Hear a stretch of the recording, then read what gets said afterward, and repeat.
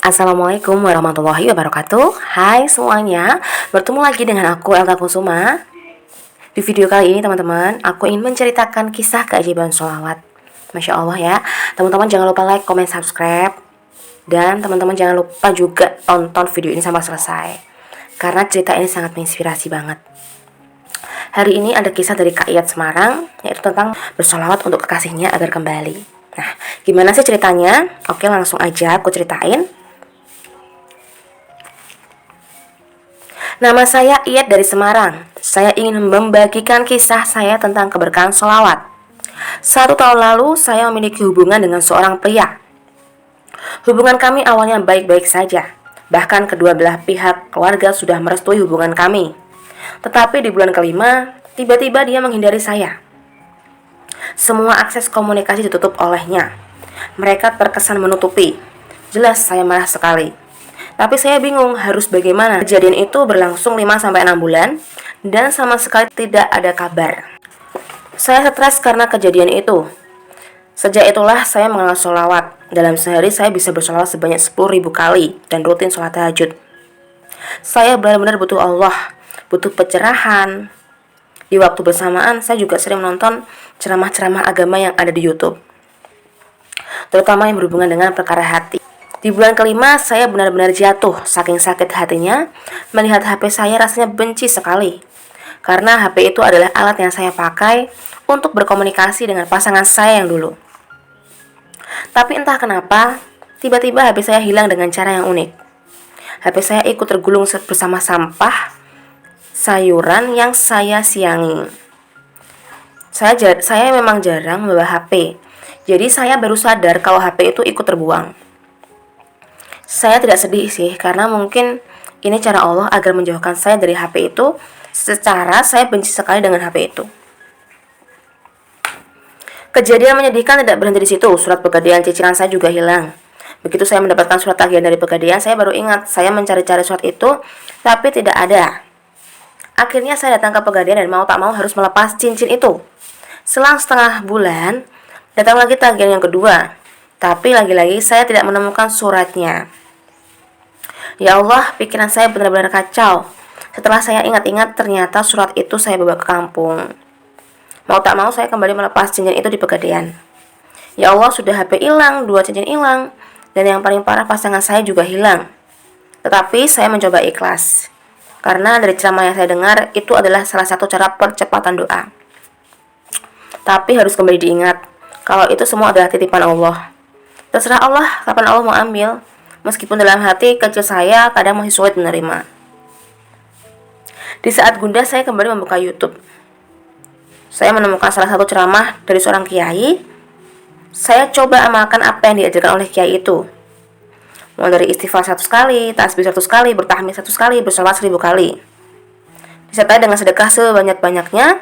Di saat itulah hati saya menjadi tenang dan terang.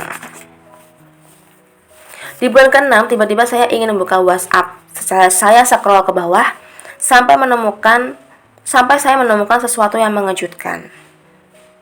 Nomor kekasih saya aktif dan ada foto profilnya. Itu tandanya saya sudah tidak diblokir oleh dia. Saya segera mengirimkan pesan kepadanya karena penasaran. Ternyata dia merespon walau masih tampak malu-malu dan canggung. Sebisa mungkin saya redam emosi saat itu. Saya berusaha baik padanya, karena saya masih penasaran dengan alasan dia meninggalkan saya. Esoknya selesai sholat tahajud, tiba-tiba HP saya berdering. Ternyata dari kekasih saya. Rasanya seperti mendapat keajaiban. Dia meminta maaf dan menceritakan perasaan saat itu. Bahkan dia meminta saya untuk menerima dia kembali. Masya Allah, di saat saya berpikir doa saya tidak mempan, tidak diijabah, tapi justru pengabulan doa itu datang di waktu yang tepat. Rasanya tak mengapa kehilangan HP dan cincin jika sesuatu penting dalam hidup saya kembali lagi. Mungkin benar kehilangan adalah cara saya untuk mendapatkan hajat saya. Mungkin hanya itu yang bisa saya ceritakan pada teman-teman. Semoga dapat menginspirasi dan memotivasi teman-teman untuk tetap istiqomah mendalamkan sholawat. Nah, itu tadi teman-teman adalah kisah Mbak Iyet membuat gimana sih caranya kita mengikhlaskan Karena ternyata Allah mengambil untuk memberi dan mengabulkan hajat kita yang kita panjatkan atau Mbak Iyet panjatkan. Dari kisah Mbak Iyet kita juga bisa mendapatkan sholawat 10.000 kali, istighfar 100 kali, tahmid 100 kali, tasbih 100 kali, rajin tahajud, serta memperbanyak sedekah. Semoga teman-teman pencinta sholat bisa ikut bersemangat mengamalkannya ya. Masya Allah, insya Allah bisa kok.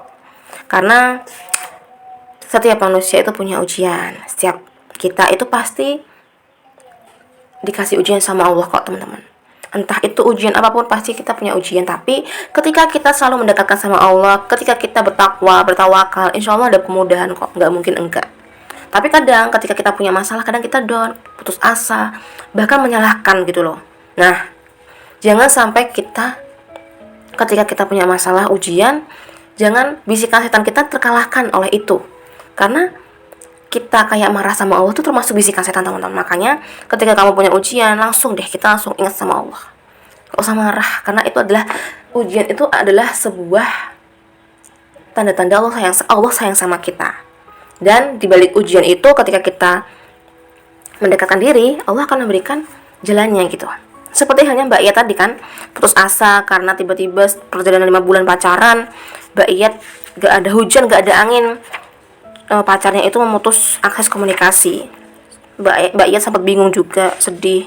Kenapa? Dan akhirnya Mbak Iyet mendalamkan apa yang saya tadi jelasin, sholawat dan zikir-zikir lainnya. Dan alhamdulillahnya ketika Mbak Iyet ikhlas, barang-barangnya hilang seperti HP, cincin, alhamdulillah Allah memberikan jalan, yaitu selang beberapa waktu pacarnya menghubunginya dan meminta maaf, akhirnya kembali. Itu tadi teman-teman cerita kisah sholawat. Ya mungkin namanya jodoh kita nggak tahu, tapi kan kita tetap mengandalkan Allah ya. Dan alhamdulillah mereka juga kembalikan, calon pacarnya itu juga menghubunginya lagi, meminta maaf. Nah, buat teman-teman yang mungkin galau juga tentang kekasihnya atau calonnya lah, coba sholawatin. Pokoknya sholawatin, ingin nikah, ingin dapat jodoh, sholawatin itu. Pokoknya apapun hajatmu, impianmu, masalahmu, sholawatin aja. Itu aja teman-teman cerita dari aku. Semoga teman-teman menyukai sholawat, jangan sampai kita down ya. Oke? Terima kasih. Wassalamualaikum warahmatullahi wabarakatuh. Bye bye.